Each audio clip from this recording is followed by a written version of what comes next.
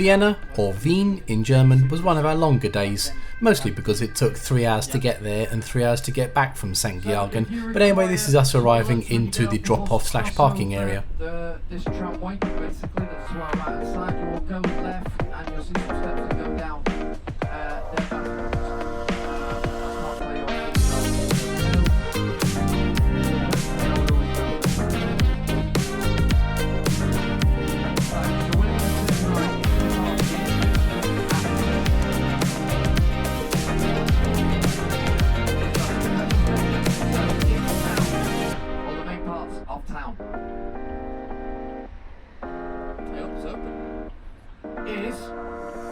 You'll see McDonald's straight in front of you when you come to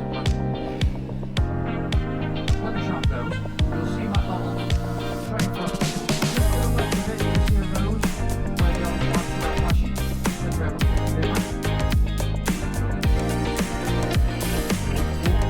Straight up that road, you're in town. On the Hard Rock Cafe, it's on the right hand side to the flashing.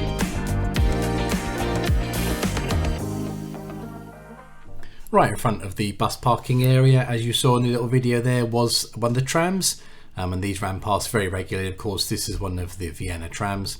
Now, what happened here was that we did two things here. The first was that some of the group members wanted to do a onboard coach tour of the city, and some wanted just to have free time in the city themselves. So the first thing was to do a coach tour. So we picked up the actual tour guide here at the parking. Everyone got off who wanted to just have free time in the city and left.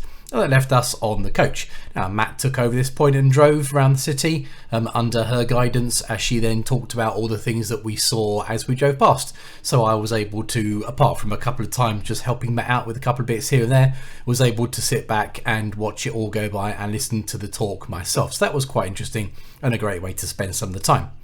Then once we got back, those passengers then had free time for the rest of the time we had in Vienna. And me and Matt did our usual thing, which was to do some bits and pieces of cleaning and tidying up and whatever on the coach. And then pretty much a number of times throughout the time we were there, we bumped into other leisure crews, you know, doing their bits of touring and wherever they were going. And we bumped into a couple of crews here as well. And Matt, having been doing this for a number of years, knows all of those. So we would stop and chat to them for a few minutes about what was going on, what they were doing, what we're doing, all that kind of stuff, just catching up.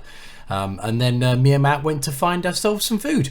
Now, we were just going to go to Mackey's because it was quick and easy and close. But we said, you know what, let's have a little wander up through the city and just see what we found. And we found this amazing burger place, absolutely amazing. I'm going to put a link up on screen here for you to go check it out.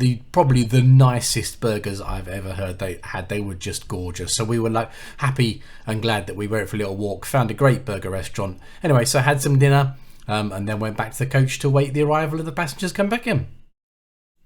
I'm sure you could easily spend more than a whole day in Vienna. Just wandering around looking at the place. Got some great buildings, great architecture, lots to look at, but it just didn't work out the way for me and Matt that day. We had other stuff to do, so we weren't able to get much of the city, but there we go, that happens that way sometimes. Anyway, so it was a 3-hour drive back to the hotel. By this point it was past the time for dinner, so what did we do? I actually know the hotel put dinner on late for us that day. The hotel were really good to us, actually. They really helped us out where we needed to. So we were supposed to stop for dinner somewhere on the way back, but we'd arranged for the hotel and they were able to put quite a late time dinner on for anyone who wanted it, who hadn't eaten lunchtime. So that was really nice of them. And that made up day 5, the Vienna day.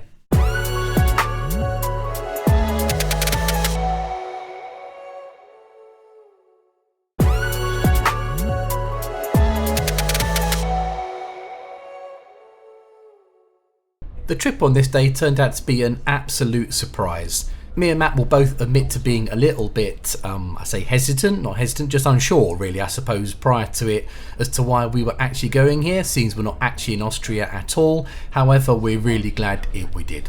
So what we've done is we've crossed the border, and you'll see the video at this point actually crossing the border itself. It used to be a hard border, not anymore of course, now just soft. The huts here, the actual border control huts here are kind of smashed up, so very much unused now. But anyway, so we've crossed into Czechia. So what used to be called the Czech Republic, back in 2016 the Czech government decided that the correct usage English would be Czechia, and actually if you look on Google Maps and any of the modern maps it shows it as Czechia anyway.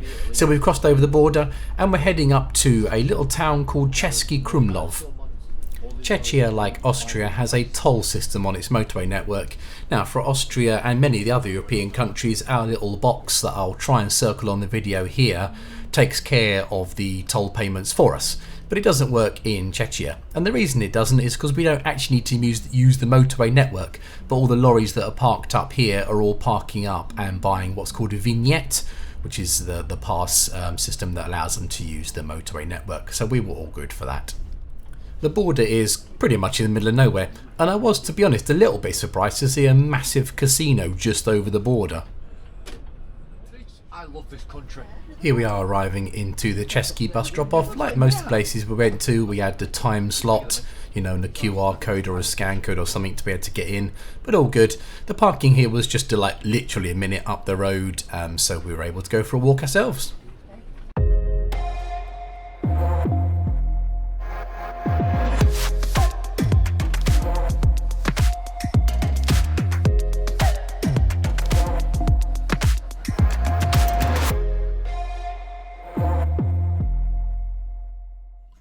And what a walk around that turned out to be. Wow.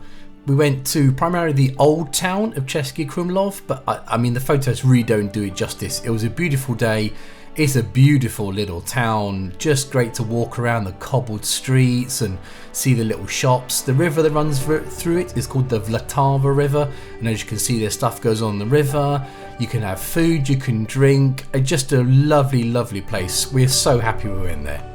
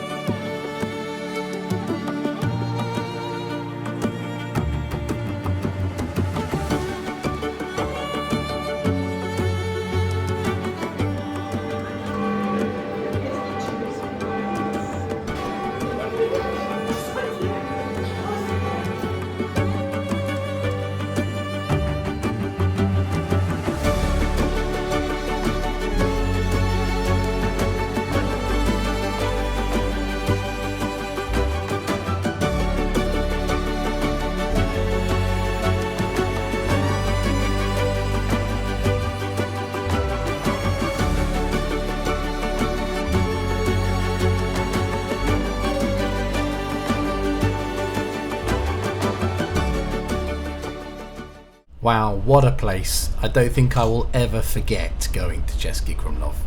Anyway, on the way back through into Austria, a couple of things happened. First is we needed to get petrol, or diesel of course. So this is just a little bit what it's like getting diesel at just a roadside services in a lot of Europe. The other thing that happened quite interestingly was we got stopped by the police. So we actually got stopped twice in the holiday. This particular time we'd come back across the border from Czechia into Austria, and the police decided they were going to do passport checks. So they pulled us over into a lay-by.